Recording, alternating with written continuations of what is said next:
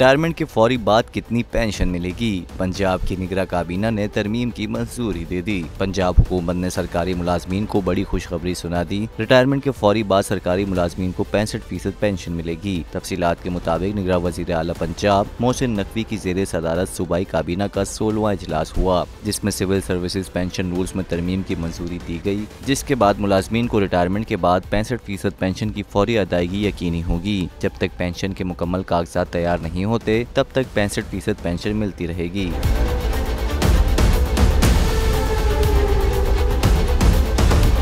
काबीना इजलास में पंजाब में सड़कों को टूट फूट से बचाने के लिए एक्सिल लोड मैनेजमेंट रिजीम मुतारिफ कराने का फैसला किया गया, जिसके तहत ज्यादा वजन वाले ट्रॉलरों को सड़क पर आने की इजाजत न देने का फैसला किया गया।